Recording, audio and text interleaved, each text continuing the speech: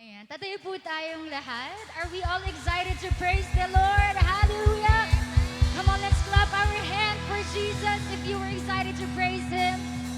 Come on. Woo! Sino dito naniniwala that it's all about Jesus? That's why we're gathering here right this moment because of Him. Come on. Woo! Hey! Praise the name of God. Be glorified. Hallelujah. Come on, church, we sing it out.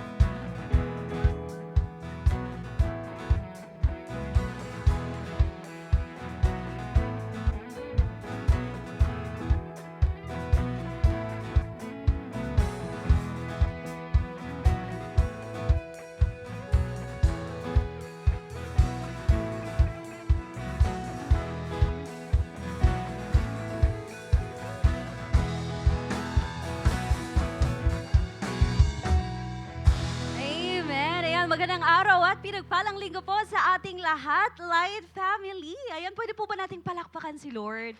Amen. You know what po, we are now stepping in a new month. Yes po, March na po ngayon, Light Family. And praise God sa kanyang never-ending grace and faithfulness as we continue in this journey of being greater this year. Amen po ba? Amen. And with that po, before we sit down once again, can we give God our loudest and best clap offering? Ayan. Sige po, I believe we can all do better. Ayan. Thank you so much po. Makakaupo na po tayo pansamantala. And you know what po, Life Family, ayan, naranasan po natin ang love ni Lord last month sa ating Pag-ibig series. Amen po ba? Parang ako lang po. Charot. Naranasan po ba natin? Amen po? Amen. And I believe po that the love of God ay hindi lamang pang isang buwan. Amen po. But it is in fact never ending or walang katapusan. Amen. Kaya naman po, ayan, I believe there's more for us this month. And ngayong Marso, alam niyo po ba, I believe Light Family, we are stepping into new beginnings, new revelations, and new breakthroughs from the Lord. Gusto niyo po ba yon? Sa lahat po ng gusto yun, pwede niyo po bang palakpakan si Lord? Amen. Ayan, you know what po, I believe that this is another opportunity for us to experience more of God's power and presence sa ating mga buhay. At ganoon na din for the rest of the month of March. Kaya naman po, ayan, patuloy po nating buksan ang ating mga puso at damhin ang word ni Lord na ibababa niya sa atin for the entire month. Ayan, but before po tayo magpatuloy, I would like to take this opportunity po to greet our first-timers. Ayan, if this is your first time po sa ating simbahan, ayan, pwede ko po ba kayong ma-invite na tumayo? Sige po, para po ma-acknowledge po namin po kayo, po kayong mahiya. Sige po, tatayo po tayo. Ayan, Light Family, can you please help me to greet them? Sa mga malalapit po sa kanila, pwede niyo po ba silang kamayan? Ayan, ngitian at batiin. Ayan, sa lahat po ng ating mga new friends and first-timers, whether online or on-site man po yan, ayan, welcome na welcome po sa tahanan ng Panginoon. And thank you so much po, ayan, for making time na makadalo dito sa ating simbahan. And take note po na meron po kaming inihandang small token of appreciation para sa inyo. Kaya po, please, stay for a few minutes after the celebration po so that we can have a little chit-chat na rin po after this. Thank you so much po. Makakaupo na po tayo. And of course, Light Family, masaya po tayo na makasama ang ating mga new friends and first-timers. Tama po ba? Amen. But I believe we are more joyful kapag nakikita natin silang bumabalik. Amen po. Amen. Kaya naman po, let us also take this opportunity to greet our second-timers. Ayan, sila yung mga nakasama na natin before but still chooses to come back sa presence ni Lord. And if ikaw to, pwede po bang taas ang inyong mga kamay? Ayan, kasi meron din po kaming prepare na token sa inyo. Sige po, wag po kayong mahiya. Ayan. Sa ating consolidation team, pwede po bang pa-help na lang po ako at pakiabot ang kanilang token. Ayan. Thank you so much po sa ating mga second-timers for coming back. Masayang-masaya po kami that you still choose and find a way to come back sa presence ng Panginoon. And of course po, whether this is your first time, second time, or I don't know how many times it is na nakapunta ka sa tahanan ng Panginoon, but I believe you will always be and forever be welcome sa presence ni Lord. Amen po ba? Amen. Ayan. And now, Light Family po, handa na po ba tayong tumanggap ng bagong word galing kay Lord this month? Amen. Ayan, kaya naman po, ayan, muli nating buksan ang ating mga puso at ihanda po natin ang ating mga sarili to receive the best na ibibigay sa atin ngayon ng Panginoon. And that would be all for now, my brothers and sisters. I pray that we all continue to enjoy the rest of the celebration po. Maraming salamat. Ayan, happy Sunday, Light Family. So before I proceed po, pwede po bang batiin natin yung katabi natin sa kaliwat kanan? Sabihin po natin, I'm glad to see you here today. Hallelujah. So first of all po, let me introduce myself. I am Kiara Iril L. Resquier, isa pong kabataan, estudyante at servant po ng Panginoon. So I'm blessed po to see all of you today at alam ko po na ready na ang lahat to give and give back to God. Amen po ba? Amen. Kaya nga po ngayon ay gusto ko pong i-share sa inyong lahat ang story from the book of Luke chapter 21 verses 1 to 4. It says here that pagtingin ni Jesus sa paligid, nakita niya ang mayayaman na naglalagay ng mga offerings nila sa temple. Nakita din niya ang isang mahirap na byuda na naghulog ng 2 pirasong bariya. Sinabi ni Jesus, mas marami ang binigay ng mahirap na byudang ito kesa sa lahat ng binigay nila. Kasi parte lang ng kayamanan nila ang ibinigay nila. Pero kahit na mahirap ang byuda, binigay niya ang lahat ng meron siya. So si Lord po ang mapagpala sa kanyang salita. Nakita po natin sa verse na ito na hindi lang pumunta si Jesus sa temple for preaching, pero para mag-observe din ng giving. So let's imagine Light Family na kasama natin si Jesus tuwing Sunday service or in every church event. Makikita po natin na hindi lang makikinig si Jesus sa preaching ng pastor, pero makikinig din siya ng mabuti sa giving exhortation at magiging very observant si Lord sa mga nagbibigay. So dito po sa verse na ito, makikita natin kung paanong namangha si Jesus sa isang tao na kahit walang-wala na, ay ibinigay pa rin ang lahat ng meron siya. So pinakita po dito na hindi pala hadlang ang status o kahirapan o laman ng wallet natin sa pagbibigay. So nakaka-inspire po ang byuda dito na hindi nahiya na pumunta at lumapit sa box for free will offerings at inihulog ang kanyang 2 pirasong bariya. So napakaliit na halaga lang po nito, pero kaakibat naman nito ang kanyang malaking puso para sa Diyos na mas kinamangha ni Jesus kaysa sa mga mayayaman na nagbigay nga ng malaki, pero maliit naman ang puso para sa Diyos dahil mas malaki pa rin ang itinira nila sa kanilang sarili. Kaya po para sa atin na pressured at tight po sa pagbibigay, ang tanong po ay hindi how much can you give, pero the real question is how big is your heart in giving. Kaya po hindi ito tungkol sa kung gaano kalaki ang maibibigay mo, pero kung gaano kalaki ang puso mo sa pagbibigay para sa Diyos at para magtanim para sa kanyang gawain. Amen po ba? Amen. Kaya po as a challenge, tulad po ng byuda, tanggalin po natin ang pagkamahiyain na ang question ay, eto na lang ang meron ako, ibibigay ko pa kaya?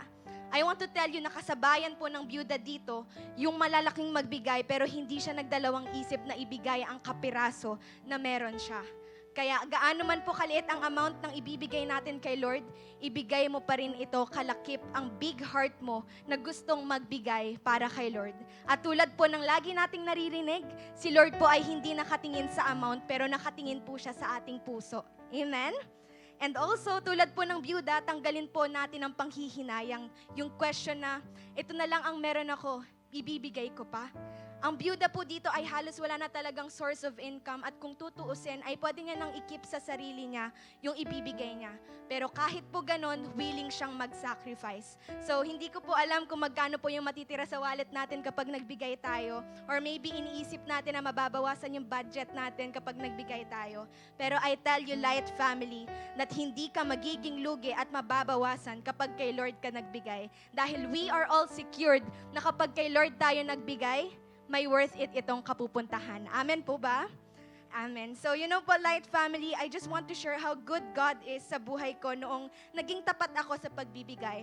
I honestly see myself po dito sa story ng byudang babae that as someone who is just a senior high school student at tanging sa allowance lang po nakarely, it is really a sacrifice whenever I give and investing para po sa mga gawain ng Panginoon. But God indeed proved na ang pagbibigay at pagbabalik sa Kanya ng tapat ay may pagtitiwala, ay hindi kabawasan bagkus rason pa ng mas nag-uumapaw at higit pa sa sapat na pagpapala sa buhay ko. So this year po, I was able to give my first fruit kay Lord ng may buong pagtitiwala. It was honestly not easy dahil pagpasok pa lang po ng taon ay may mga battles na nakaagad na dumating financially and even emotionally. Pero nakita ko pong tunay nga pong mabuti ang Panginoon because one of my prayers as I gave my first fruit ay patatagin at panatagin niya ang puso ko as I face a lot of transition sa taong 2025. And God answered my prayers as I celebrated my 18th birthday. I was worried at first bago ako pumasok sa season na to. Pero lumipas po ang ilang linggo, ilang buwan, inalis po ni Lord ang takot sa puso ko and God made me experience na hindi niya lang ako pinatatag, bagkus sinamahan niya po ako sa lahat ng sitwasyon at pagkakataon sa bagong season na ito. kitang-kita po how God blessed me in every aspect of my life dahil ilan lamang po dito ay ang pinagkatiwalang light group ni Lord sa akin na nagsisimula pa lamang po lumago. At sa mga ministeryo po na ginagamit ako ni Lord, God never failed na mag-provide po ng wisdom and strength as I lead young people and as I serve Him. God also blessed my academic journey as last week lamang po I was recognized as one of the few students na na-maintain ang grades ng second semester and awarded with high honors po. At higit pa po na kinapupurihan ko sa Panginoon ay sa susunod na 2 buwan na lamang po ay gagraduate na po ako. And later on, magta-transition na naman po sa panibagong season as a college student. So, all of this po, I give all the glory to God. Sa lahat po ng biyayang ipinaranas po sa akin ng Panginoon ay tunay nga pong masasabi kong hindi kasayangan ang pagbabalik sa Kanya. And all of these blessings only fueled my desire na mas magbigay at mas magbalik pa sa Panginoon na may malaking puso. And if God is able to make me experience this, alam ko po na kayang-kaya niya rin itong iparanas sa buhay ninyo at mas maaaring higit pa. Amen po ba? So, pwede po bang palakpakan natin si Lord? Church, whatever the amount you will give your big heart to it, and it will be surely honored in heaven, and you will not lack in anything. Kaya naman po, as we prepare our tithes and offerings, I will lead you po in prayer. So let's close our eyes and let's pray. Panginoon, maraming salamat po sa lahat ng biyayang ipinagkaloob mo sa amin. Tunay nga po na ikaw ang aming Diyos na nagpapala at nagpo-provide sa lahat ng aming pangangailangan. Ngayon, bilang tanda po ng aming pagsamba at pagtitiwala sa iyo, inialay po namin itong aming handog ng may buong puso, pusong masaya at tapat, O God. Gamitin mo po ito para sa iyong kalwalhatian at pagpalain mo po ang bawat isa sa amin na magbibigay ng may pananampalataya at patuloy mo pong iparanas sa amin ang iyong katapatan at kabutihan. Ito po ang aming panalangin sa pangalan ni Jesus. Amen and amen. So Light Family, let's give. May mga ushers po sa paligid natin na kung saan pwede po nating ibigay ang ating tithes and offerings. And to those who want to give online naman po, we have you can give po via bank transfer or e-wallet na naka-flash po sa ating screen. And I believe, Light Family, na hindi pa po tapos ang Lord. Patuloy po tayong mag-expect sa mga mai-experience natin ngayong araw. God bless us all.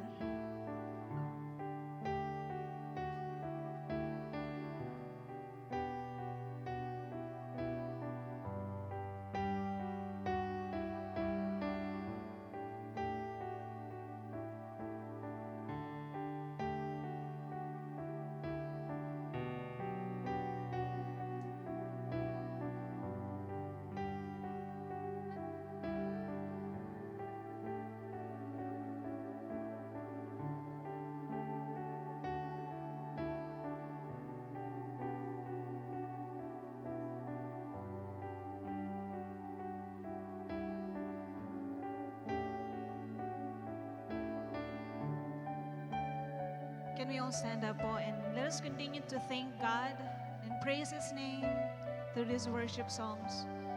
Hallelujah. I believe bawat isa po sa atin dito, isa lang ang tingin sa araw na ito. Walang iba kundi ang Panginoong Jesus. Amen po ba? Sige nga po, pwede yung palakpakan natin si Lord.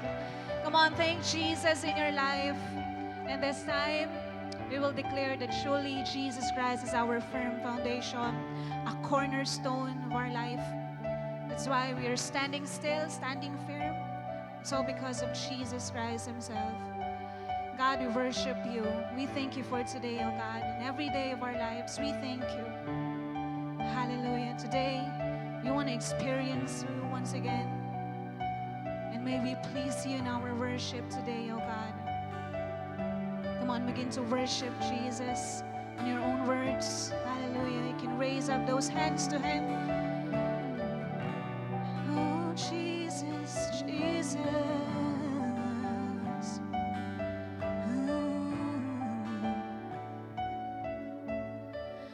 My hope is built on nothing less than Jesus' blood and righteousness.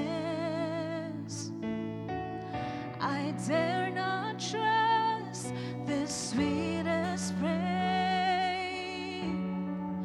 but wholly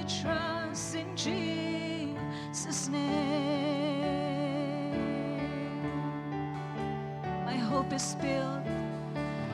My hope is built on nothing less than Jesus' blood and righteousness.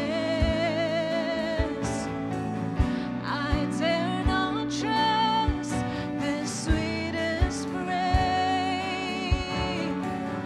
but wholly trust in Jesus' name.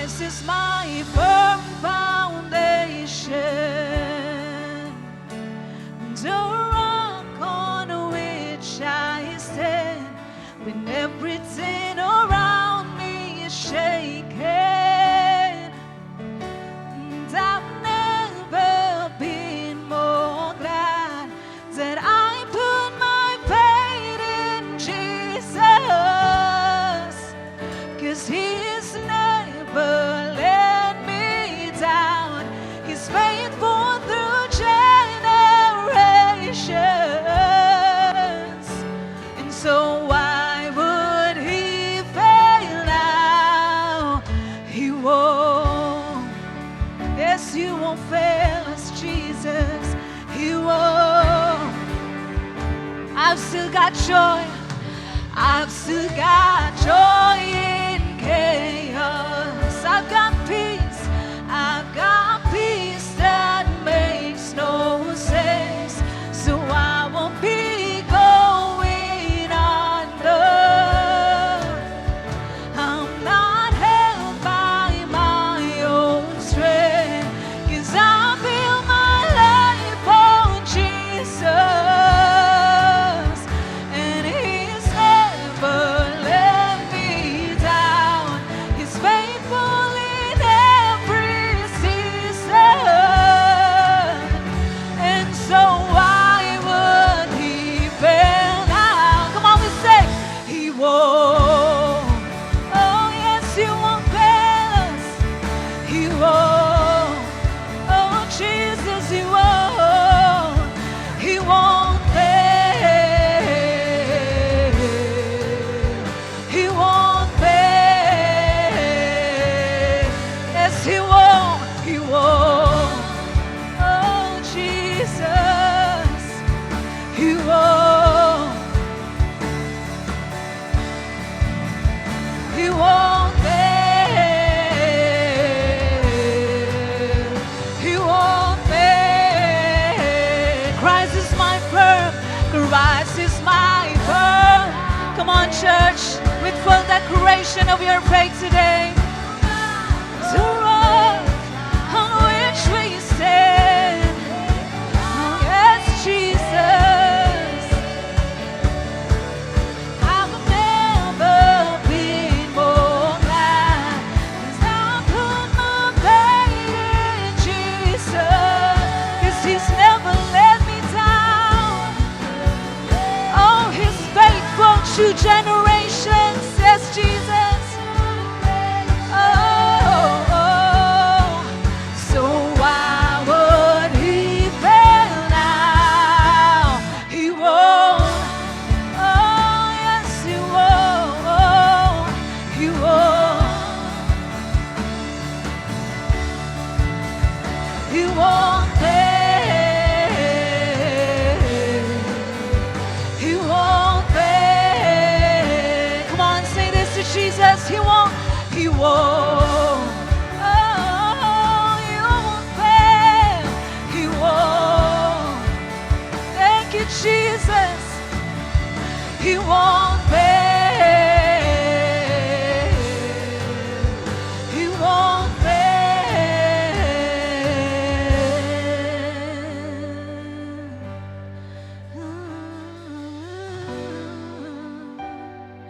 Oh, You won't fail us. Yes, oh, You are faithful, God. You are faithful. Come on, tell Him He is faithful. Oh, tell Him that He is faithful. Jesus, Jesus, my portion, my Lord, my Savior, You are faithful. Oh, Jesus.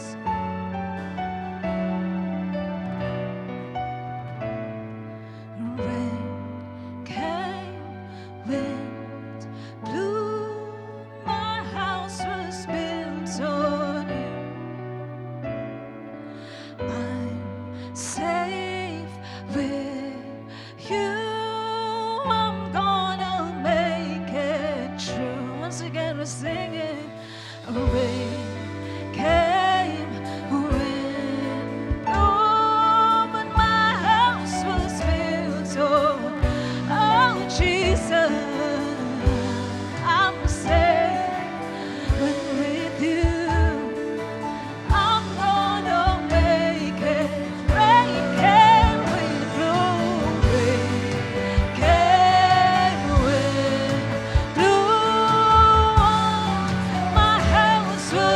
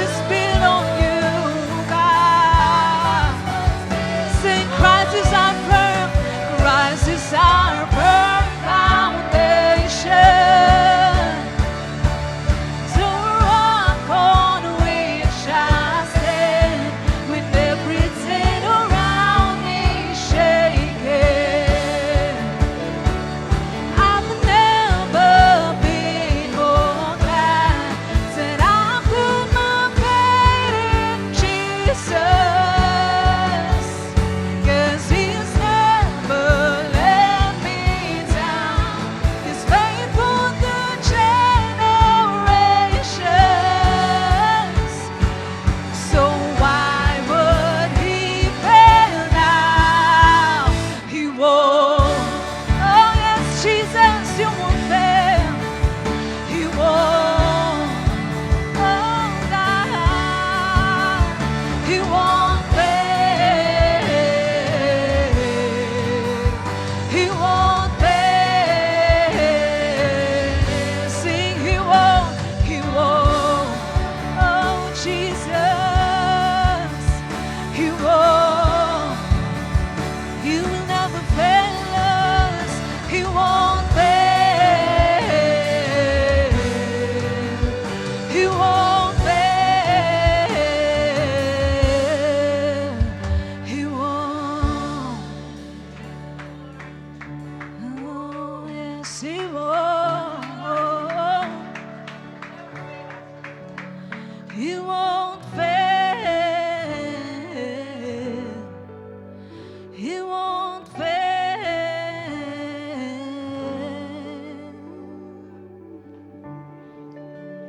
Hallelujah. Pwede mo pasalamatan natin ang Panginoon ngayon. Come on.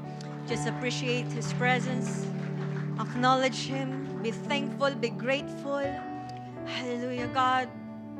Tunay nga na pag kayo ang aming firm foundation, Lord, talagang mananatili kaming matatag. Nanatili kami, Panginoon, na nag-i-stand dahil sa inyo at para sa inyo. God, worship pa lang, grabe. Ramdam na namin, Panginoon, kung gaano katindi ang gagawin mo sa araw na ito, sa buhay ng bawat isa, oh God. Maraming salamat, Panginoon, for this is such an honor to worship you, to honor you, at itaas ang pangalan mo sa lugar po na ito, oh Diyos. Kaya God, excited kami sa mangyayari pa sa araw po na ito. Have your way, Lord. We love you. We praise your name sa pangalan ni Jesus. Amen. Palakpakan po natin ang Panginoon. Bago po tayo umupo, pwede bang sabihin mo sa katabi mo, welcome home, kapatid. Amen. Sige po, makaupo po tayong lahat. Ayan, blessed Sunday po sa ating lahat. Blessed Sunday po sa mga kasama po natin dito on-site at syempre ganun din po sa mga kasama po natin online. Happy Sunday po sa ating lahat. Pwede bang pangingitian ng katabi mo? Ayan, okay. Talagang blessed na blessed po siya. Tama po ba? Amen. Okay. So, sino po rito masaya kang umuuwi sa bahay-sambahan every Sunday? Amen. Okay, alam niyo po ba na every Sunday, hindi lamang po tayo basta gumagawa ng tradisyon kapag tayo po ay nagsasama-sama or pag tayo po ay nagtitipon-tipon, kundi ito rin po yung panahon na tayo talaga ay nagkakaisa bilang pamilya ng Diyos at bilang mga citizens ng kaharian po niya or ng kingdom niya. Tama po ba? Amen. So at ang ating Panginoong Hesus po na siyang hari ng mga hari, ang ating sinasamba at ang kaharian po niya ay nasa mga taong nagtitipon para sa kanyang pangalan. Kaya nga po tayo ay nag-worship, tama?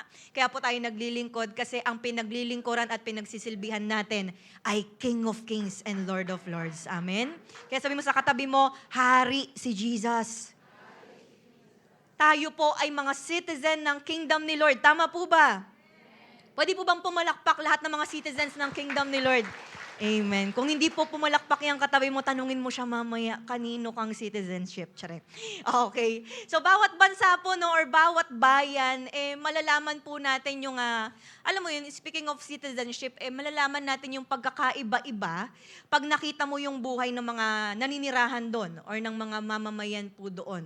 Okay? For example, alam mo kapag yung kausap mo or yung isang tao ay European, ano yung ginagawa nila kapag bumabati sila sa mga kapwa nila European?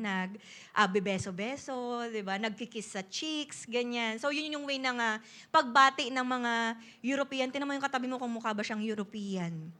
Ay, hindi ba? Parang hindi. Okay. Kapag pagdating naman po sa mga Japanese, paano po sila bumati? Paano po yung greetings nila? Di ba? Hay! May mga ganun pa sila, di ba? O kaya naman sa Korean, sa mga Korean, tinan mo yung katabi mukha ba siyang oppa? Di ba? Oppa talaga, di ba? Paano po yung bati ng mga taga-Korea? Anyong aseyo. Di ba? Yung mga ganon. Or paano naman po kapag Pilipino, paano ba magbatian ng mga Pinoy? Psst. Di ba may mga nagiging trend nga po ng mga kapag yung mga Pinoy nasa ibang bansa, malalaman mo talaga kung Pinoy talaga yung mga yun. Kapag pumasweet ka, lilingon yung mga yun. Di ba? Yung iba pasweet, yung iba naman oy, huy! Mga ganon. O kaya yung ibang greetings naman nila parang magtaasan lang kayo ng kilay, yun na yun. Minsan sasabihin nung kasama mo, kilala mo yun? Hindi, nagtanguan lang kami. Ganon ka-extrovert yung katabi mo no?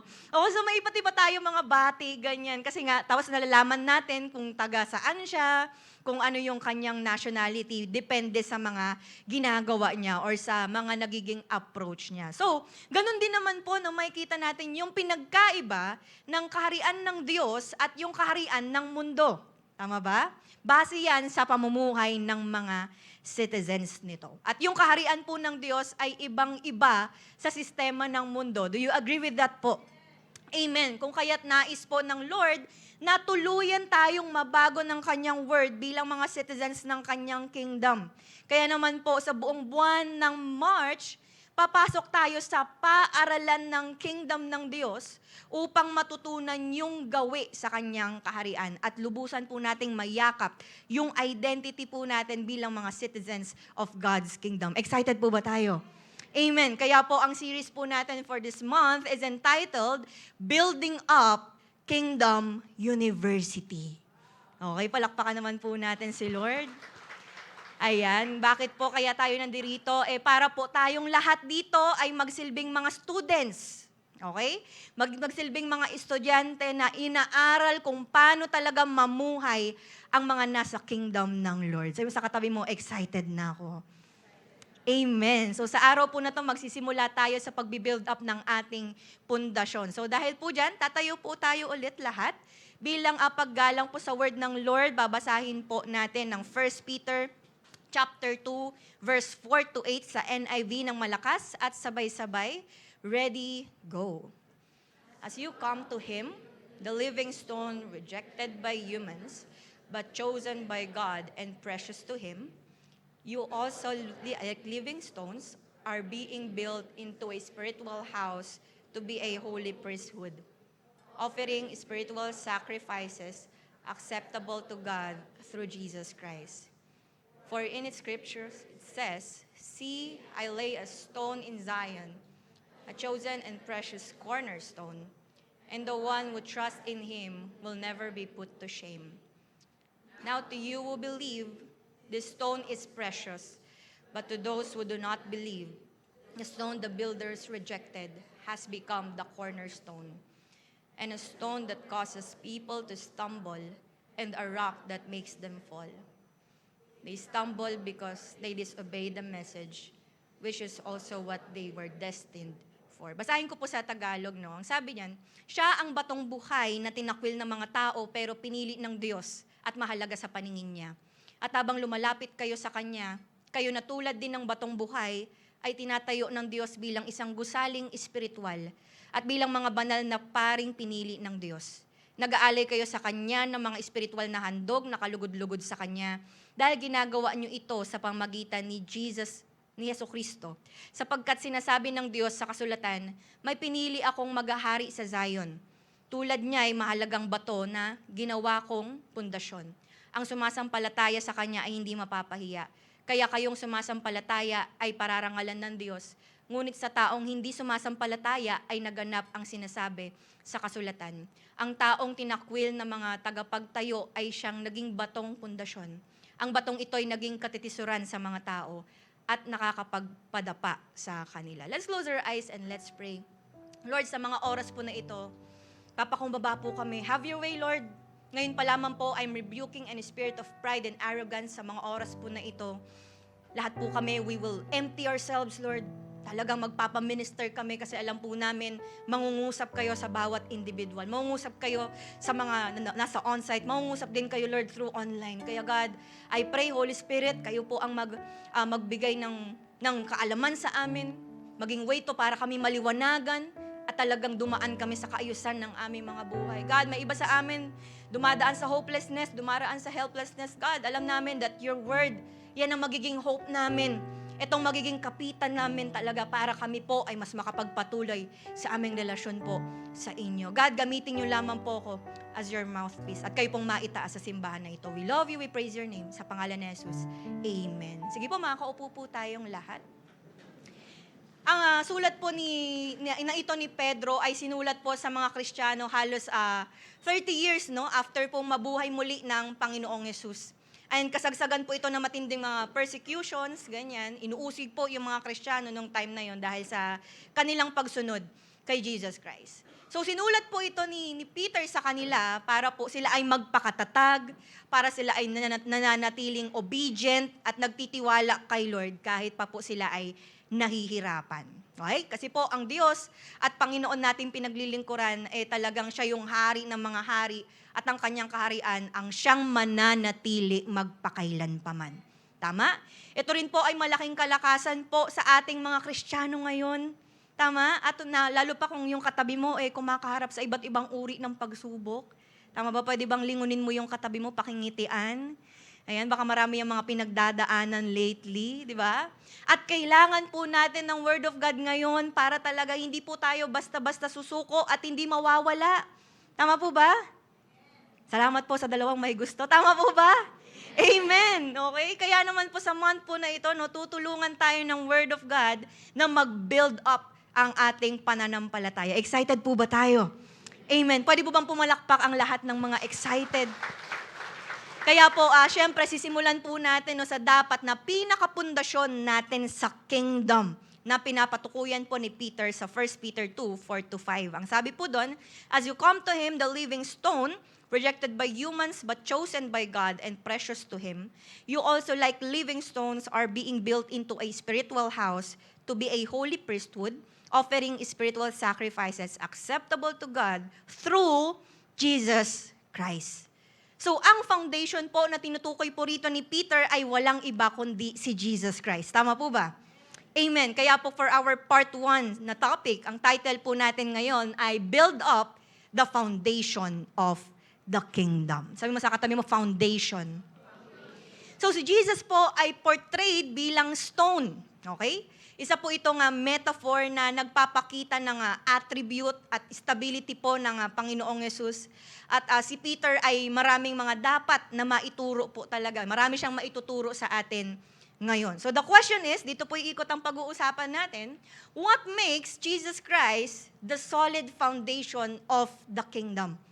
Paanong si Jesus Christ ang solidong pundasyon ng kingdom? Number 1 po, una, dahil Jesus Christ is the living stone. Sabi nga po natin, living stone. 1 Peter 2:4a, ang sabi doon, as you come to Him, the living stone. So tinawag po ni Peter si Jesus na living stone, na pagpapakita na si Jesus ang living foundation. Okay? So ibig pong sabihin, si Jesus Christ po ang founder ng Kristyanismo at ng simbahan ng Diyos na buhay at tagapagbigay buhay. Alam niyo po, sa ibang mga organizations, sa ibang mga religions, ang nagtatagpo nito ay, alam mo yun, namamatay din, di ba? Paglipas ng maraming panahon. Kasi nga, wala naman po sa atin mga immortal, okay? Hindi na maibabalik pa yung kanilang mga buhay. Tanging legacy na lang yung meron sila. Tanging mga pictures na lang, mga rebulto or estatwa. Pero si Jesus Christ, hindi kailangan ng rebulto at estatwa kasi buhay na buhay siya. Tama? Si Jesus Christ ay Diyos na nagkatawang tao, namatay para sa kaligtasan ng sanlibutan, ngunit hindi siya nanatiling patay. Kasi on the 3rd day, He rose again. Meaning, naging triumphant po ang Diyos over sa kasalanan at over sa kamatayan. Kaya nga po, sabi ni Peter sa Acts 3:15, ito yung time nakausap niya yung mga Israelites, sabi niya, you killed the author of life. Tutukoy niya dyan si Jesus Christ na author of life. But God raised Him from the dead. We are witnesses of this. So pinatunayan po yan hindi lang ni Peter, pero ganun din po ni Apostle Paul. Sabi niya sa Romans 6:9, for we know that since Christ was raised from the dead, He cannot die again. Grabe, no? Death no longer has mastery over Him. So lumalabas na si Jesus po ay buhay forever bilang eternal na Diyos. Tama po ba? Amen. So He is living from eternity. He is alive forevermore. Kung kaya't siya rin yung source ng living hope ng sino mang sumasampalataya at sumusunod sa kalooban niya. Siya po yung author at giver of life at siya rin yung dahilan para ang tao ay ma-born again. Tama?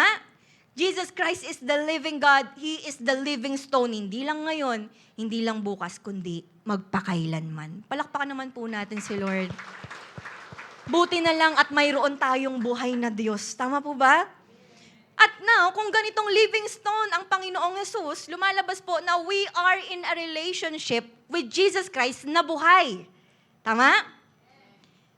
Kaya nga po, ibig sabihin, yung mga prayers po natin kay Lord, hindi po yan mawawalan ng saysay kasi hindi naman tayo nananalangin sa semento. Hindi naman tayo kakausap sa mga, alam mo natin na, hindi naman tayo mapapakinggan. Di ba? At alam mo na walang kasiguruhan kung buhay ba or patay, ganyan-ganyan. At dahil dito, pwede po tayong mabuhay ng may totoong buhay kahit pa anong pagsubok ang pagdaanan ng katabi mo. Amen? Alam niyo po, hindi rin po natin kailangan matakot sa kamatayan dahil lahat ng nakay Kristo ay may buhay na walang hanggan. May resurrection dahil sa Kanya. Kaya naman po mga kapatid, since ang ating pundasyon ay buhay na Panginoon, ibig pong sabihin, hindi po dapat nananatiling patay yung faith at pamumuhay natin sa Kanya. Tama? Check mo nga yung katabi mo kung buhay pa. Di ba? Kasi po, wala po siyang deserve na anumang mga ginagawa natin para sa Kanya na walang kabuhay-buhay. So, ibig palang sabihin mga kapatid, listen to this, pag pala si Jesus na living stone ng ating karelasyon, hindi pwede yung, okay na to. Hindi tayo parang nagluluto lang dito tapos, okay na to. Hindi po ganun. Okay? Hindi pwedeng magkaroon tayo ng mindset na, ay, hindi ako nakapag-devotion last February, pero nakapag-devotion naman ako nung January, okay na to. Ay, nalimutan ko si Lord kausapin. Ay, di bali, nasa puso ko naman siya. Okay na to. Di ba? Hindi pwedeng magkaroon tayo ng mindset, ay, hindi ako nakapag-repent sa kasalanan ko. Nasaktan ko si Lord, pero di bali, naglilingkod naman ako sa Kanya ngayon, okay na to. O kaya, di ba, may naiisip tayo, ay, ang tagal ko nang hindi priority si Lord.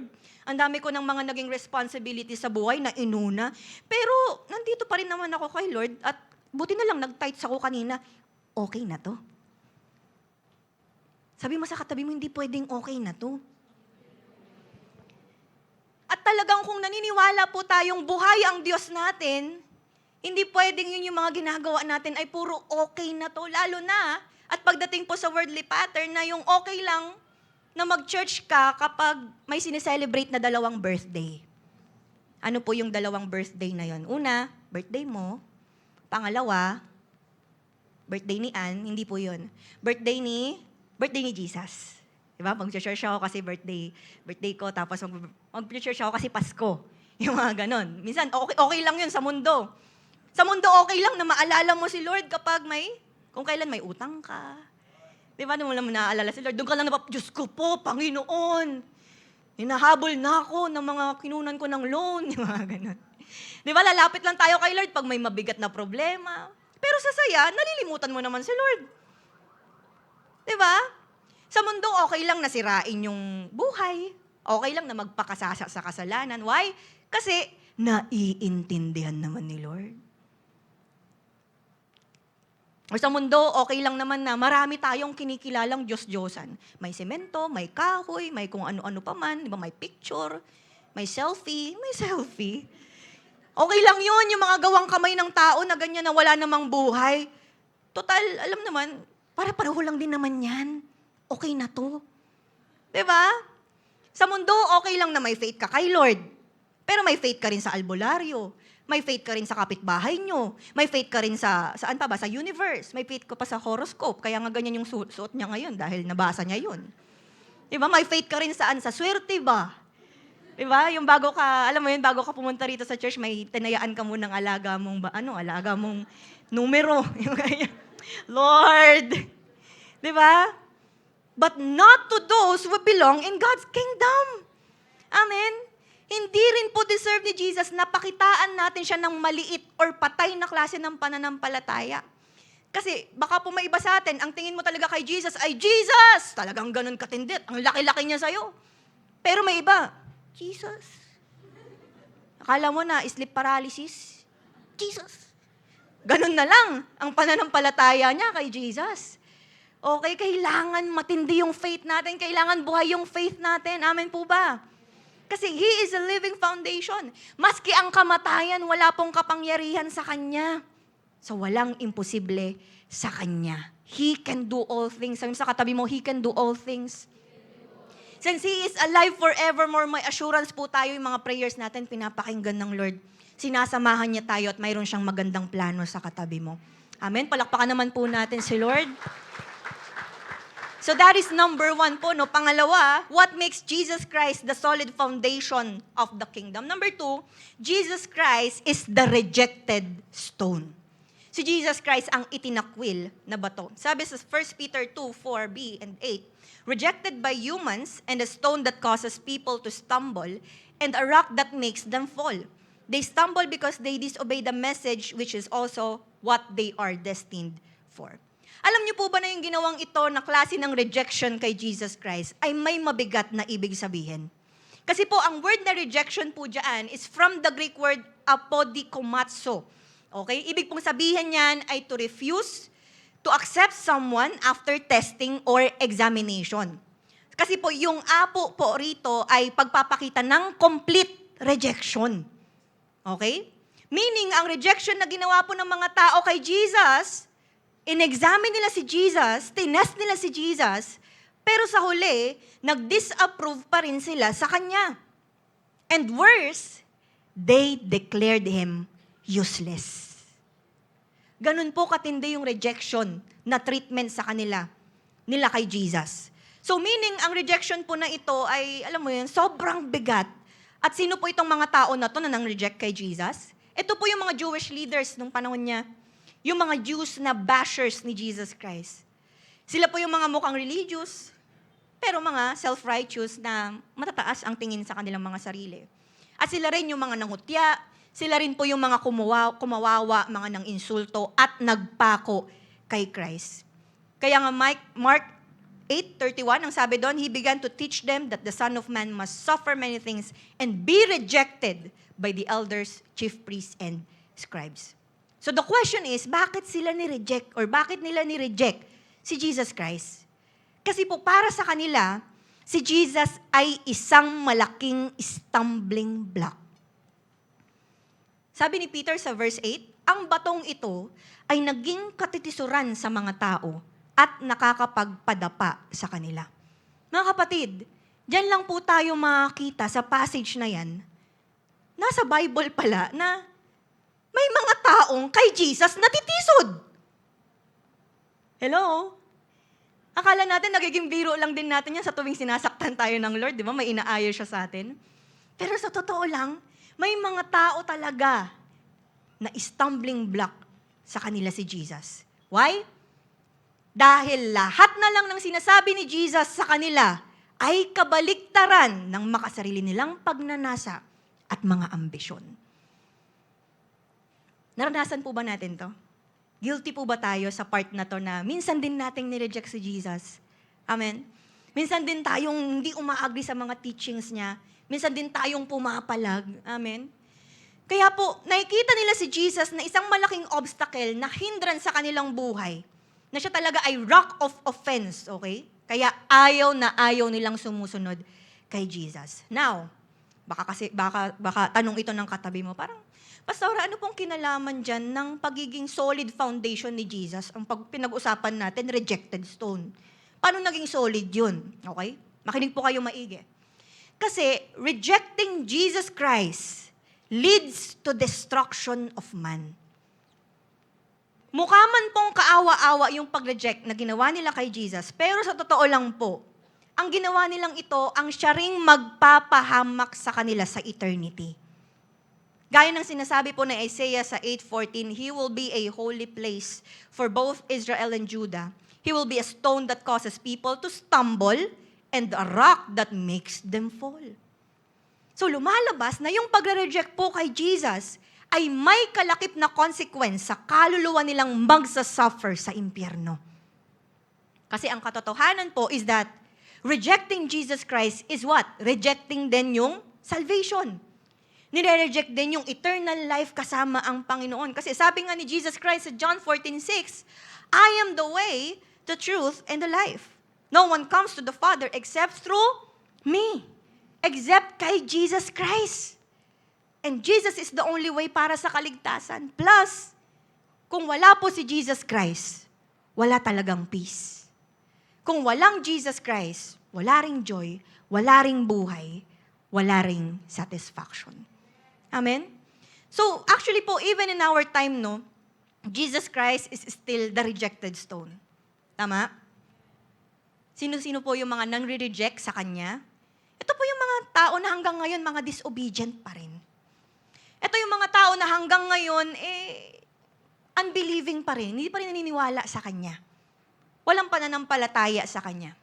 Ito po yung mga tao na hanggang ngayon, sobra pa rin yung pagmamahal sa kanilang sarili. Sobra pa rin yung pagmamahal sa kamunduhan na hindi nila masuko-suko at mabitawan in exchange sa Kanyang pagsisimula.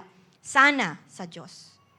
So, maaari naman po, tinatanggap naman nila si Jesus bilang Savior lang, pero hindi bilang Panginoon. Tama? Nire-reject na nila si Jesus kapag sukuan na ng buhay. Nire-reject na nila si Jesus kapag, alam mo yun, kailangan ng bitawan yung sariling desires. Kailangan ng bitawan yung sariling pangarap. Or maaari, may iba, tinatanggap nila si Jesus, pero bilang isang genie. Di ba? Lalapitan lang kapag may wish. Lalapitan lang kapag may kailangan. Di ba? Kailangan ng healing, kailangan ng provision. Pag gusto yumaman. Pero sa kabilang banda, they are rejecting Him pag na-discover nilang kailangan palang ipakialam ang buhay kay Jesus.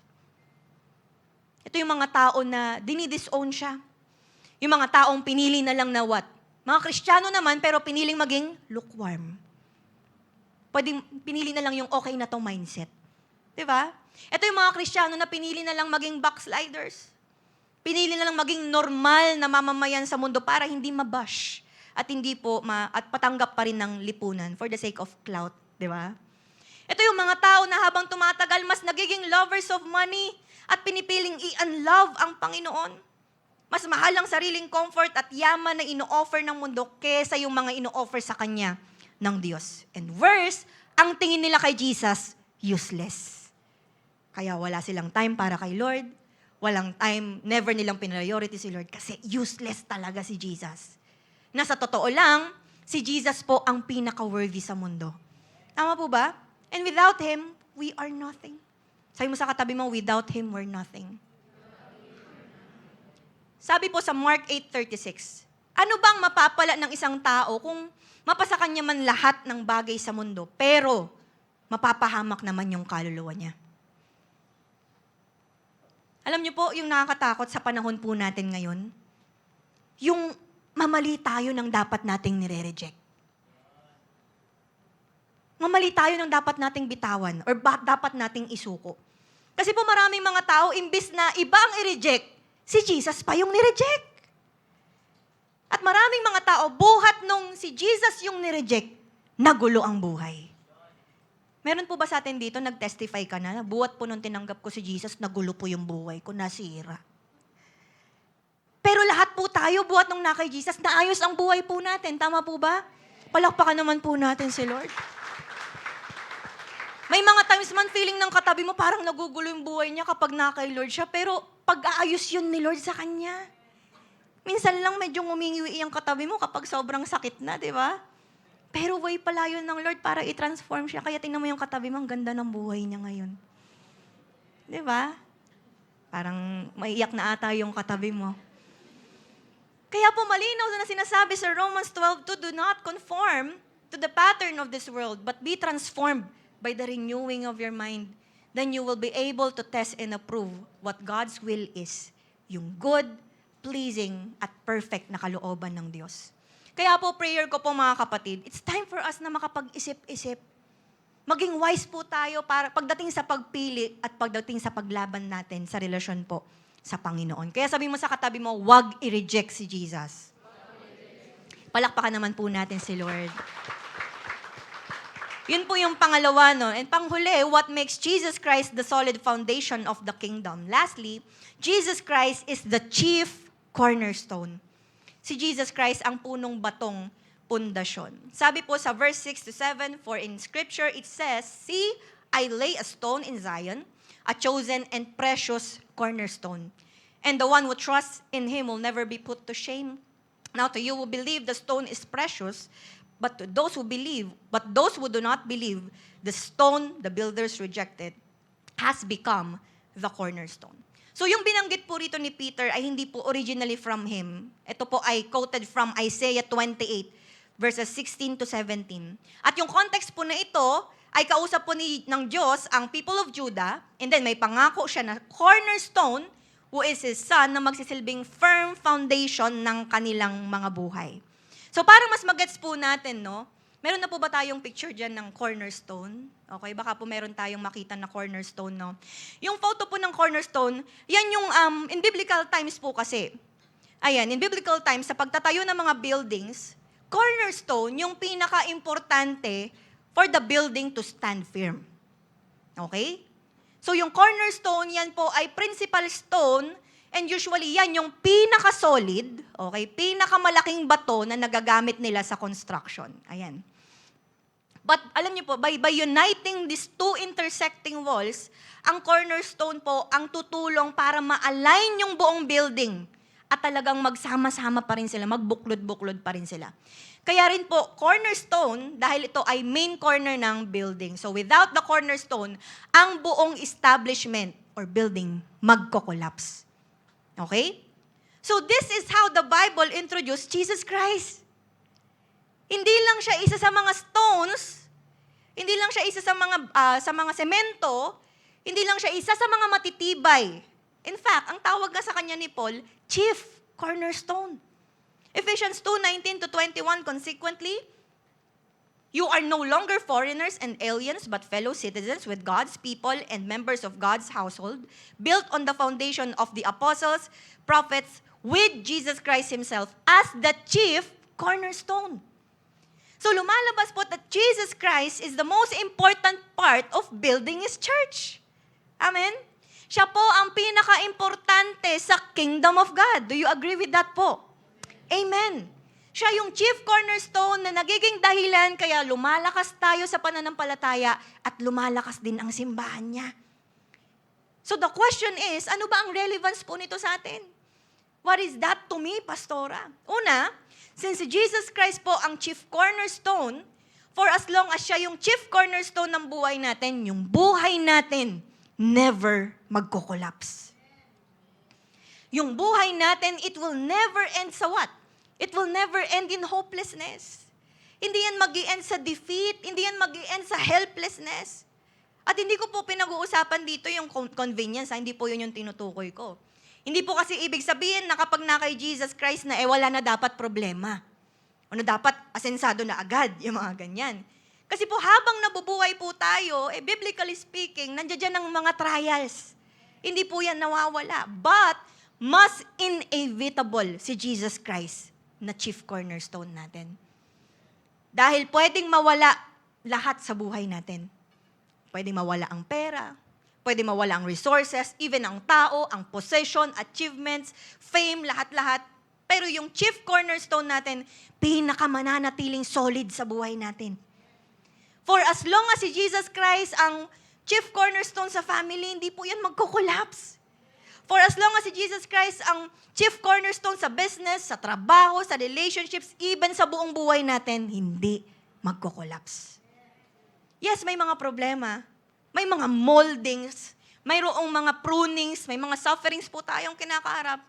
Pero ang chief cornerstone ang dahilan kung bakit nananatili tayong matatag at malakas no matter what. Amen? That is why po, nawa maging opportunity po ito no, para i-check yung mga sarili natin. Huwag ka na magturo, huwag mo nang kalabit-kalabitin yung katabi mo. Check po natin yung mga sarili po nating buhay, no, dahil baka po may iba tayong pilit na ginagawang chief cornerstone sa buhay. At hindi pala yun si Jesus. Biblically speaking, wala pong ibang binanggit na cornerstone or chief cornerstone liban kay Jesus. Now, kung may iba tayong pilit na pinapalit, hindi niya magagawa yung trabaho niya bilang cornerstone. Baka hindi chief cornerstone nilalagay mo, styro. kahoy, di ba? Ano pa ba na kakalagay mo palang collapse na? Check po natin yung mga buhay po natin. Baka ang cornerstone pala natin, pera. Baka ang cornerstone po natin yung kayamanan. Lalo na kung mayaman yung katabi mo. Di ba? Baka ang cornerstone natin, tao. Alam mo, yung ginagawa mong cornerstone yung asawa mo. Lagi kayo nagtatalo. Ginagawa mong cornerstone yung anak mo. Ginagawa mong cornerstone itong kamag-anak mo. Ginagawa mong cornerstone yung crush mo. Ba yan? Di ba? Ang dami nating ginagawang pilit na maging chief cornerstone. Pero sa huli, nagko-collapse lang din. At pangalawang relevant sa atin, bilang isang simbahan po ng Diyos, dahil po kay Kristo, kaya tayo nagkaka-ugnay-ugnay. Hindi po tayo magigiba ng anumang tukso ng pagkawatak-watak. Tama? Yes, bilang mga tao, iba-iba po tayo ng ugali. Pwede bang tignan mo yung katabi mo? Magkaugali ba kayo? Pareho ba kayong marites? Pareho ba kayong mukha pa lang may subtitle na? Di ba? Nananahimik lang yan, pero alam mo nang marami na siyang nalait. Alam mo yun, di ba magkakaiba po tayo ng ugali? Magkakaiba rin tayo ng buhok, magkakaiba ng ilong, di ba? Magkakaiba tayo ng mga identity, magkakaiba tayo ng pamilya. Pero kahit pa magkakaiba tayo, nagagawa pa rin tayong maging isa dahil kay Christ. Kaya minsan, di ba, kahit nagkakakiskisan tayo, minamahal mo pa rin dahil kay Christ. Parang ayaw nyo na pong mag-proceed ako sa gantong usapan. Foundation lang tayo, foundation lang. Di ba? Kahit na magkakaiba-iba tayo, si Lord pa rin po ang nagiging dahilan. Si Jesus Christ pa rin ang nagiging dahilan kung bakit nagagawa nating magtulong-tulong bilang isang simbahan at magpatuloy hanggang sa huli. At si Jesus Christ po ang nagtayo ng simbahan. Siya rin ang nagpatibay, siya rin ang nag-train, nag-provide, at nagdadala ng mga tao at nagre-raise up ng mga disciples. Kaya naman po mga kapatid, kung tayo po nasa loob ng simbahan, huwag na tayong kakalas pa. Sabi mo sa katabi mo, huwag mo nang balakin. Pandilatan mo, sige, huwag mo nang balakin, kilala kita. Huling Sunday mo na to kasi nakikita mo usapang kingdom. Huwag na po tayong kakalas. Manatili po tayo sa building ng Panginoong Yesus dahil siya ang nagpapatibay at nag-uugnay-ugnay sa atin. Wala rin po sana sa atin ng susukuan ng isa't isa, ano man ang mangyari. Amen? This is the time for us para ayusin ang dapat ayusin sa dapat na pundasyon ng ating buhay. Amen? Alam niyo po, liban kay Isaiah, kay Paul and Peter, hindi lang sila yung nagbanggit kay Jesus na chief cornerstone. Sinabi rin yan ni Zechariah sa Zechariah 10:4. Sinabi rin yan sa Psalm 118:22. Sinabi rin yan ni David. Okay? Sila po yung mga patunay na walang ibang chief cornerstone liban kay Jesus. And lastly, even si Jesus Christ po, sinabi niya rin yan sa mga Gospels. Kaya nga sabi sa Luke 20:17, Jesus looked directly at them and asked, "Then what is the meaning of that which is written? The stone the builders rejected has become the cornerstone." Mga kapatid, iba ang reliability ng isang bagay pag kay Jesus po mismo nagmula. Dahil wala pong ibang pinaka-reliable, wala nang ibang pinaka-stable or pinaka-makapangyarihang chief cornerstone sa mundo at eternity, liban kay Jesus Christ. Amen? Palakpakan naman po natin si Lord. So as we end po, no, bilang conclusion, ano po yung what makes Jesus Christ the solid foundation of the kingdom? Number 1, si Jesus Christ bilang living stone. Pangalawa, Jesus Christ is the rejected stone. And lastly, Jesus Christ is the chief cornerstone. So lahat po ng mga binanggit dito ni Peter ay enough proof para makita nating lahat na si Jesus Christ yung solid foundation ng kingdom. Sabi mo sa katabi mo, solid. Kasi kay Jesus Christ, doon may buhay, doon po may stability, doon may lakas, at doon may hope hanggang sa eternity. And listen to this mga kapatid. Ito po yung best part dito. Here's the best part. Sabi sa 1 Peter 2:6b, "And the one who trusts in Him will never be put to shame." Sa NASB, ang sabi sa version niya, "And he who believes in Him will not be disappointed." tanong ko po sa ating lahat, actually, parang ano na rin, tayo rin yung mga witnesses eh. Sino po rito, sinasabi mo, buhat nung nakakilala ka kay Jesus, puro na lang disappointments ang buhay mo?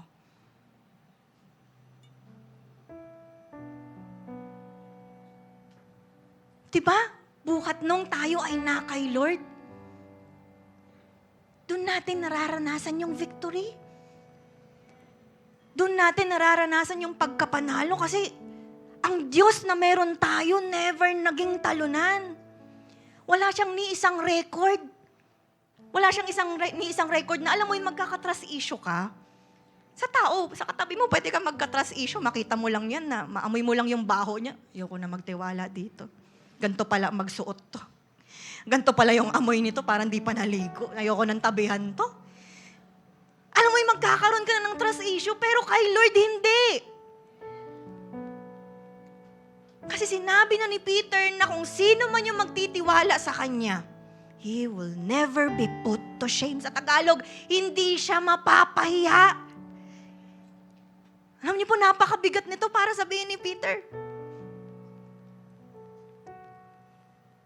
Pero totoong, kapag nagtiwala ka kay Lord, hindi ka mapapahiya.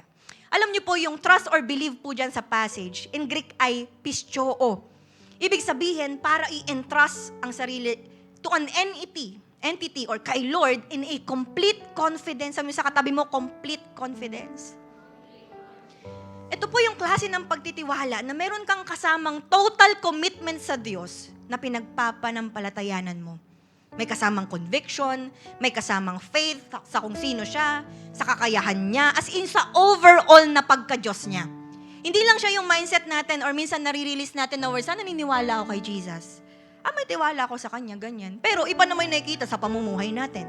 Pero iba naman yung nagre-reflect sa character natin. Iba pa rin naman yung lifestyle natin. Pero pag sinabing pistyo, it's something na nakikita rin mismo sa buhay mo. Na anuman ang mangyari, tumatayo ka, nagpapatuloy ka, kasi pistyo yung ginagawa mo na commitment kay Lord. Na ang sino mang magpipistyo kay Jesus Christ na living, rejected pero chief cornerstone, hindi mapapahiya. Kaya ang tanong po mga kapatid, how well do you trust Jesus Christ? Gaano mo pinagkakatiwalaan ang Panginoong Hesus sa buhay ng pamilya mo? Sa buhay ninyong mag-asawa? Sa buhay ng mga anak mo? Or even sa ministry mo, sa community, sa trabaho, sa ano pa mang aspeto ng buhay mo? How well do you trust Him? Hanggang saan naabot ang pagtitiwala mo sa Kanya? Kasi there's no doubt na solid si Jesus Christ bilang pundasyon ng kingdom. Proven na yun. Kaya lang, ikaw kaya, gaano ka-solid yung tiwala mo sa Kanya? Gaano ka-solid yung pananampalataya mo sa Kanya? That is why, isa lang pong application natin today. Solidify your trust to Jesus Christ. Your solid foundation. Tatagan natin yung pagtitiwala natin sa Kanya. Matthew 7:24-25, therefore, everyone who hears these words of mine and puts them into practice is like a wise man who built his house on the rock. The rain came down, may bagyo raw, may streams, and the winds blew and beat against that house. Yet, ang sabi doon, it did not fall. Why? Because it had its foundation saan? On the rock. You know what po, ang isang taong matalinong nagtatayo ng bahay, magtatayo yan sa matibay na pundasyon. Tama? At ganun din po sa ating mga buhay. Kung gusto nating maging matatag sa pananampalataya at sa buhay na to, kailangan natin ng matibay na pundasyon.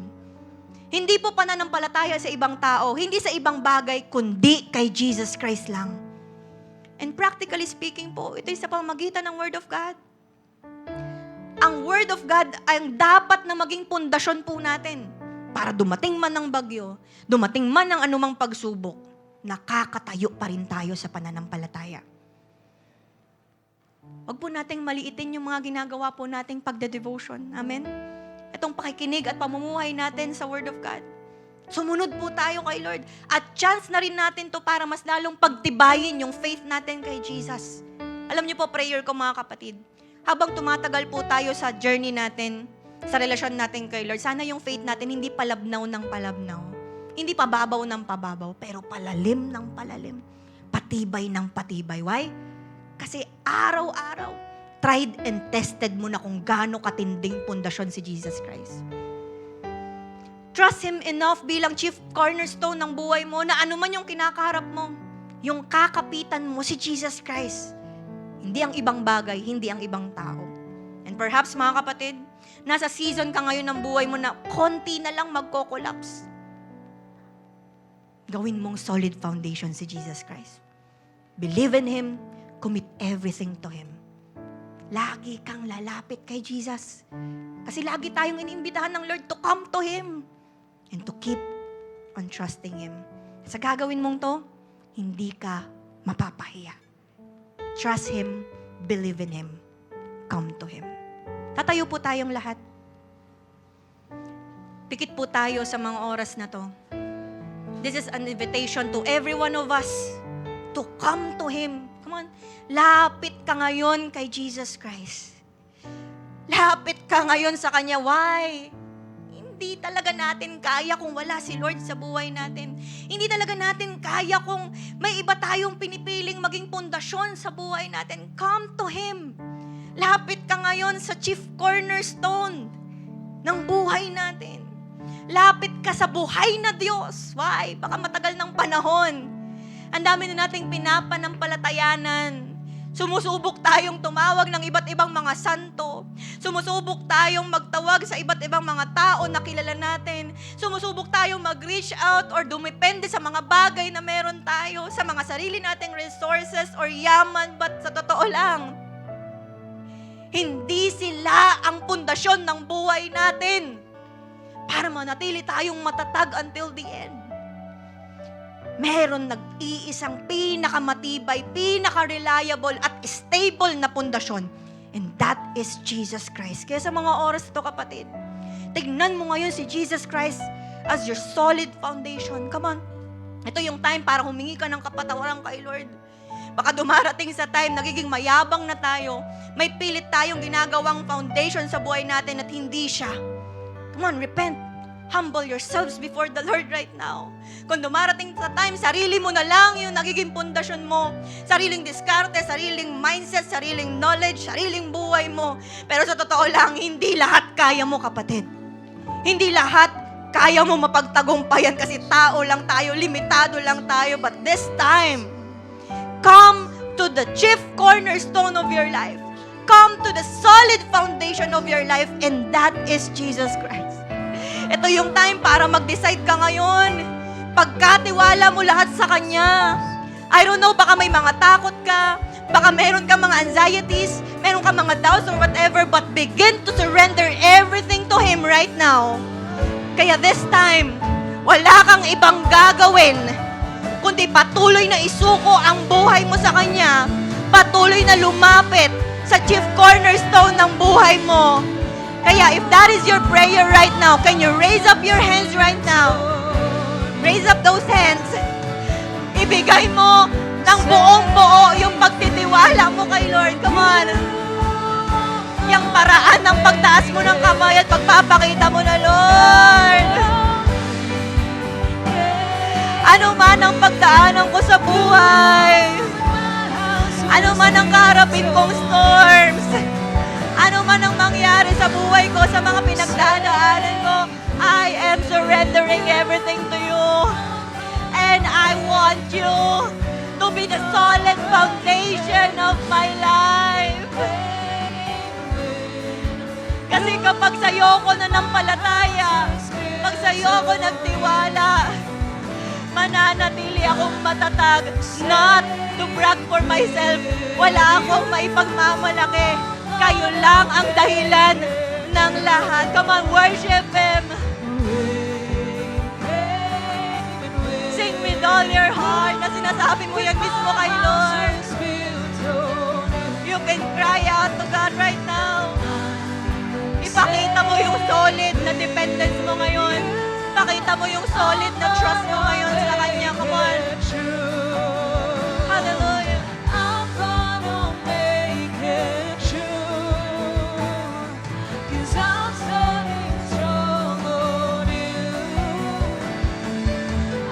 Huwag mong imimiss itong may ginagawa si Lord ngayon sa buhay mo. Come on. Solidify your trust to Him. I'm gonna make it. Bitawan mo ano man ang takot mo. Bitawan mo ano man yung doubts mo. Ano man yung mga anxieties mo. Isuko mo yung unbelief mo. I'm gonna make it true. Solidify your trust to Him. 'Cause To Jesus Christ, our solid foundation. Come on. Come on.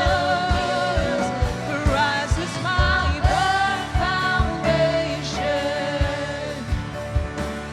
So rock on which I stand when everything around me shaking. I've never been more glad that I put my faith in Jesus. 'Cause He's never let me down. He's faithful through generations. Yes, Lord, you're faithful. Hindi ka nagbabago. So I would even now. He won't. He won't. He won't fail. He won't fail.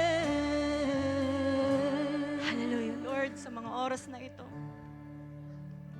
nakikita mo ang puso na yung mga anak. Wala po sa amin dito mamumuhay sa pretensions. Wala sa amin dito ang magiging mayabang. We are removing our mask. We are positioning ourselves ngayon bilang mga anak mo. Whether kami man ay nanay, tatay, may mataas na posisyon, may ibang authority sa labas, pero Lord, ngayon, alam namin na may inaayos kayo sa amin. Kami ay mga sons and daughters mo na kailangan maturuan. Kailangan maging maayos ang buhay. That is why, God, papakumbaba kami sa iyong harapan. Patawarin niyo kami sa mga pagkakataon na may iba kaming piniling maging chief cornerstone ng buhay namin. Ang dami naming mga naging regrets. Ang dami naming mga naging hurts. Ang daming naging consequences dahil doon. Nagulo lalo yung buhay namin dahil doon. Pero Lord, we thank you for redirecting us sa katotohanan na wala kaming ibang magiging solid na pundasyon liban sa'yo na buhay. Liban sa'yo na pinakamatibay na cornerstone.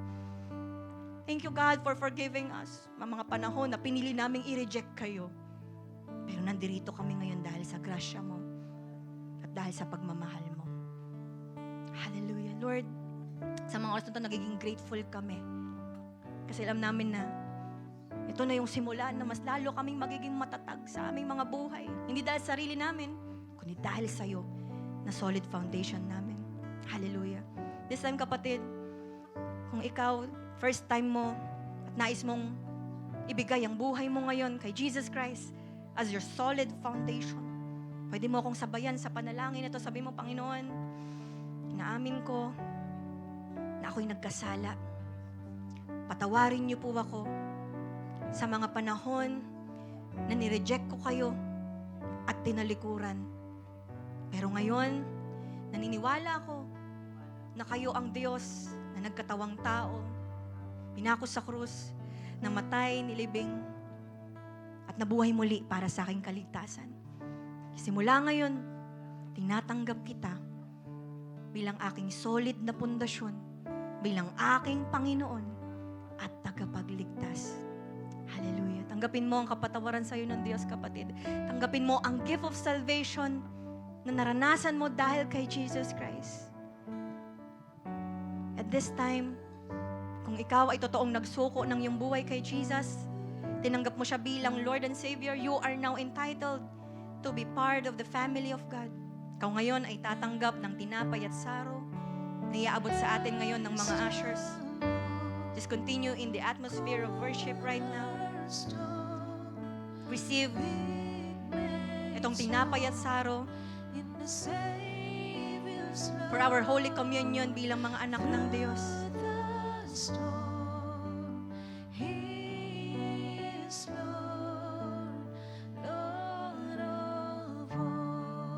Na kung sinuko mo ang iyong buhay kay Jesus, nag-decide ka na, from now on, Lord, ikaw na yung maglilid sa buhay ko. Di na ako yung maglilid sa buhay ko. Ikaw ay tinatawag na anak ng Diyos, ng kanyang pamilya.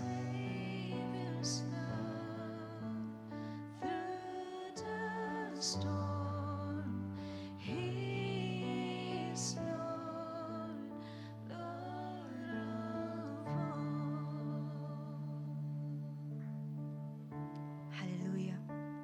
Taas po natin ang tinapay at ang saro. Manalangin po tayo, Lord. Papasalamat kami sa Holy Communion na to. Salamat, O Diyos, nilagay mo kami to be part of your family. Thank you, God, sa buhay na pinagkaloob mo sa amin. Salamat sa tinapay na to that symbolizes your body, sinaktan, sinugatan, at sa iyong sugat kami nagsipaggaling. Salamat din, Lord, sa inumin na to that symbolizes your blood, that washes away our sins. Without the shedding of the blood, there's no remissions of sins. Lord, sa ginagawa namin to, inaalala namin yung pagdating mo sa aming mga buhay. Inako mo ang aming mga kasalanan sa cross. Ikaw ay namatay, nilibing na buhay muli, umakyat sa langit, at muling babalik para kami sunduin. Salamat, O Diyos. We do this in remembrance of you. Bless the cup, bless the bread. In Jesus' name, amen. Kainin po natin ang tinapay.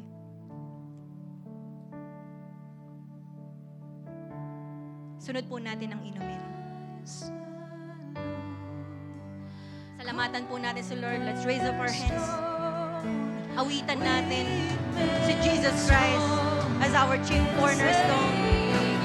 Dahil lahat ng ito ay para sa Kanya, para sa glory niya, at para mas itaas natin ang pangalan niya bilang King of Kings and Lord of Lords. Come on. Yung pinakamatindi, mas matindi pa na pag-awit, pag-worship sa Kanya. Hallelujah.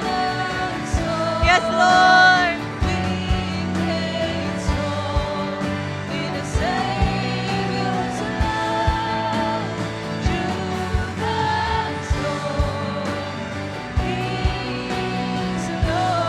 Come on, there's more.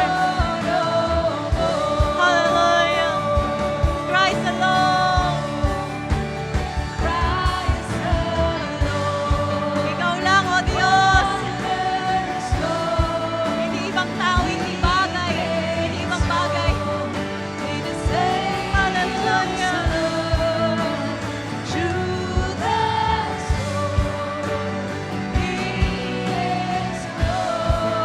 Come on, for the last time. Sing with all your heart. Yung pag-awit na galing mismo sa'yo.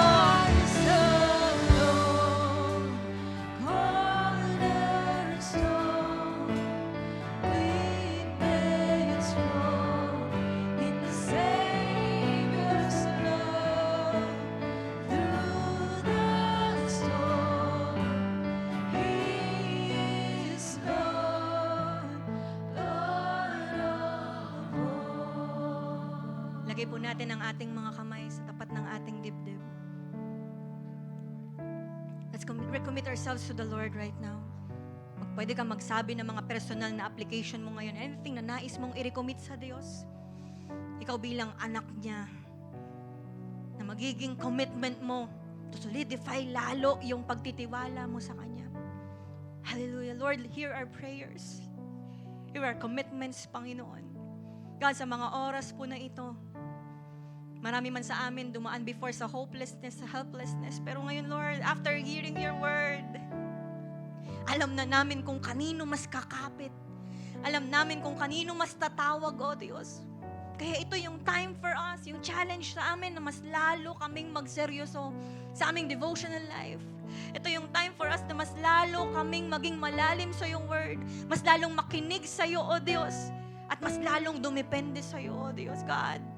Ito yung way for us na mas lalo kang tignan bilang buhay na Diyos. Na ni-reject man ng ilan, ni-reject man ng marami, pero Lord, kami bilang mga anak mo, gagawin namin kayong chief cornerstone ng aming mga buhay. Kayo ang pinakamatibay na pundasyon namin. Kaya ano man ang bagyo ang pagdaanan namin in the future, Lord, masakit man, mahirap man, pero we will not fall dahil sa inyo at para po sa inyo. Salamat, Panginoon. Salamat sa ginawa mo sa buhay po namin. Salamat sa pagkilos mo. We thank you for your word. We thank you, Lord, for being our solid foundation. We love you. We praise your name. Sa pangalan ni Jesus, and everybody say aloud, Amen. So there's a reason po to celebrate. What is the reason to celebrate? Ngayon po sa mga gusto ko habang nakalimutan sa bring you back to the umpisa ka na. Let's just sing it one more time. Another song. Hallelujah. Come on, church, we sing. You are the Holy One. You are the living Word. You are the center of my focus, Jesus. You are the Son of God. You are the solid rock. You are the center of my focus, Jesus. You're the lover of my soul, and I adore you only. It's all about you. It's all about.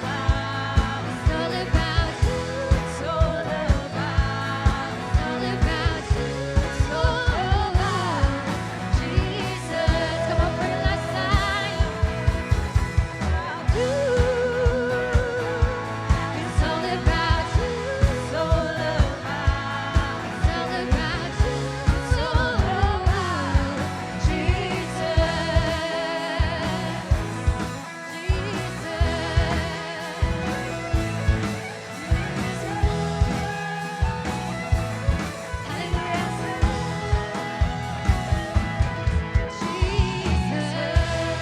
Amen. Malakas na palakpak po kay Lord. Amen. Are we blessed po sa ginawa ng Lord sa araw na to? Amen. Taas po natin ating mga kamay. Pasalamatan na rin si Lord God. We thank you. Salamat, Panginoon, sa bagong series po na ito na kung saan kami po ay talagang mas maraming natututunan, mas maraming mga nare-realize at talagang kami po ay naaayos bilang mga students ng Word. Salamat, Panginoon, dahil mas lalo naming nakikita ang aming mga sarili kung paano mamuhay bilang mga citizens of God's kingdom. And excited pa kami. We are looking forward sa mga matututunan pa namin for the coming weeks, O Diyos. And next time, Panginoon, next Sunday, di kami papayag na kami-kami lang ang nandirito. Dadalhin namin ang aming mga kaibigan, mga kapamilya, kaklase, katrabaho, para sila rin po ay patuloy na maka-encounter sa'yo at makaranas ng kaligtasan dahil po sa inyo. God, may you continue to bless ito pong mga anak mo pong ito via on-site, man online. God, alam niyo po yung mga pangangailangan nila. Alam niyo po yung mga prayers nila, Lord. Alam po namin na you will answer us in accordance sa nais mo, Panginoon, sa buhay po namin. May you continue to protect them, to bless them, at ang bawat isa ay magsilbing pagpapala sa marami pang tao. Now receive the blessing of the Lord. May the Lord bless you. May the Lord keep you. Make His face shine upon you and be gracious to you. May the Lord turn His face towards you and give you peace in the name of the Father, the Son, and the Holy Spirit. And all God's people say, Amen and Amen. God bless us po. Ingat po tayong lahat.